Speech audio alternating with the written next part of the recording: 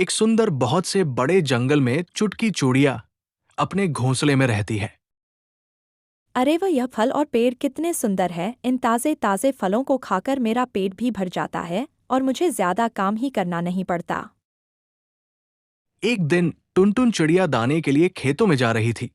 वो देखते हैं कि चुटकी चिड़िया वही पास के पेड़ पर दाना खाती है और टुनटुन उड़कर जाकर पेड़ की डाली पर बैठकर छुटकी चिड़िया को बोलता है। हेलो छुटकी चिड़िया, तुम सिर्फ फल और बीज पर निर्भर हो। दुनिया में और भी स्वादिष्ट चीजें हैं। और क्या भाई, दुनिया में और कई चीजें हैं खाने के लिए, क्या जब देखे जब वही खाते रहते हो। और टुनटुन चिड़िया की बात सुनकर चुटकी चिड़िया भी उड़कर पेड़ की डाली पर बैठ जाती है। क्या आप सच बोल रहे हो टुनटुन भैया? मुझे तो यह फल बहुत ही स्वादिष्ट लगते हैं। हाँ चुटकी, तुम्हें खेतों में उगने वाले स्वादिष्ट अनाज को खाना चाहिए। वह बहुत ही मज़ेदार होते हैं और बहुत ही सेहतमंद होते हैं। ठीक है टुनटुन भैया, मैं भी खेतों में जाकर ताज़ा ताज़ा अनाज खाऊंगी। मुझे नहीं पता यह खेत कहाँ होते हैं। टुनटुन चिड़िया की बात सुनकर चुटकी चिड़िया अनाज के लिए खेतों की तलाश में निकलती है।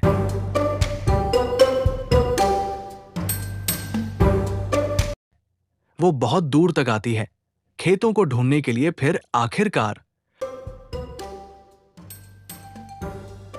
उसे एक बड़ा ही खूबसूरत खेत दिखता है जिसमें बहुत ही ताजा ताजा अनाज उगे हुए होते हैं। वो देखकर बहुत खुश हो जाती है। अरे वह यह तो बहुत ही स्वादिष्ट लग रहे हैं और यह फल कितने ताज़ा हैं और यह अनाज कितना ज़्यादा है। यहाँ तो हर प्रकार के फल और अनाज लगे हैं। मुझे तो बहुत खुशी हो रही है इन चीज़ों को खाने के लिए।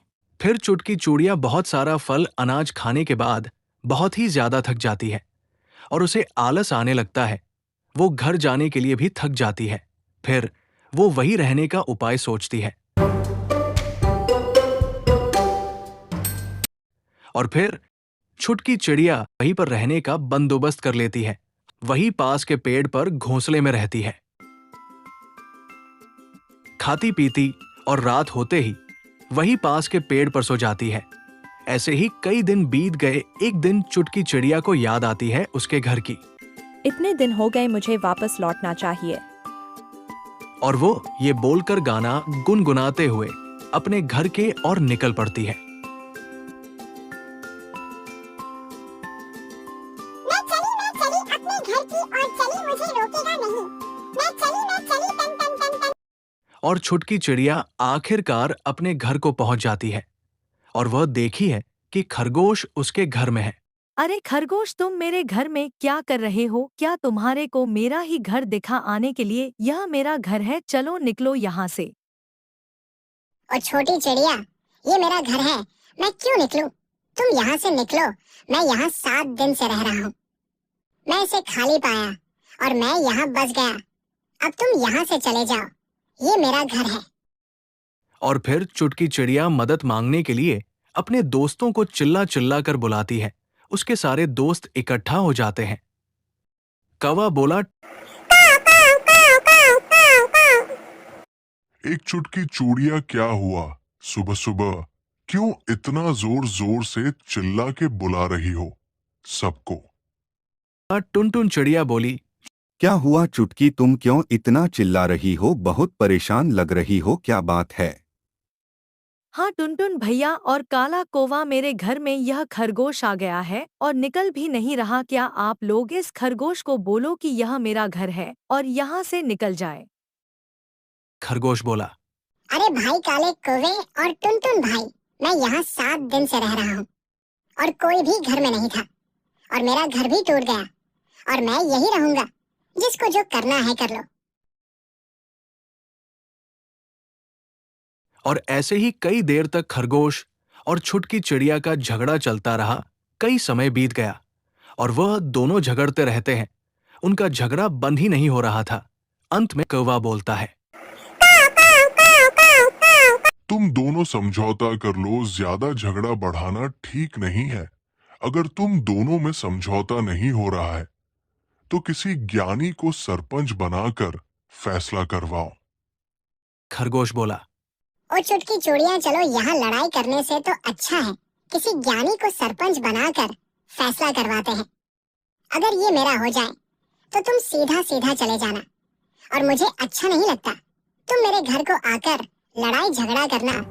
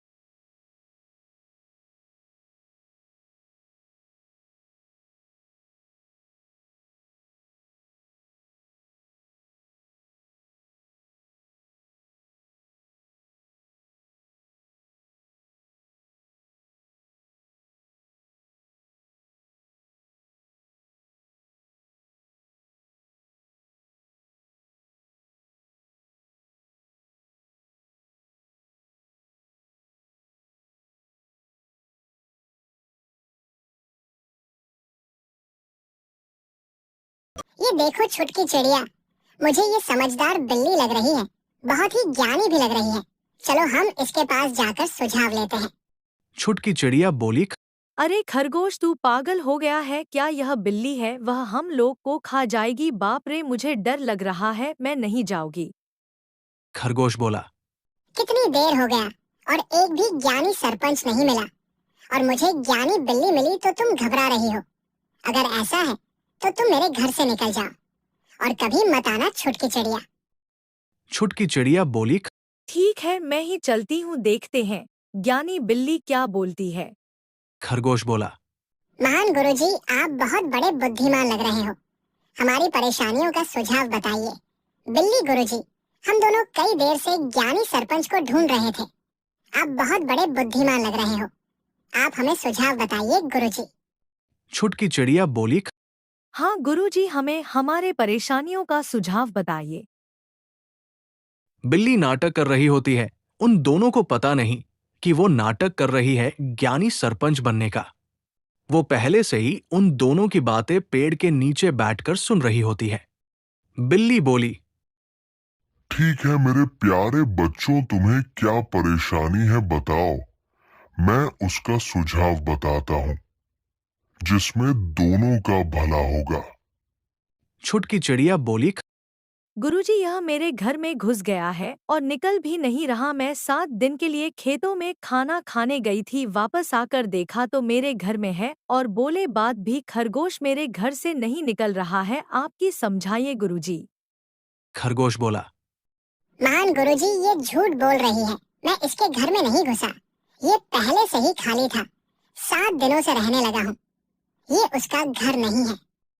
बिल्ली बोली, बेटा मुझे तुम दोनों की आवाज नहीं आ रही है, क्या तुम दोनों मेरे कानों में आकर बोलो कि आप दोनों की क्या परेशानी है।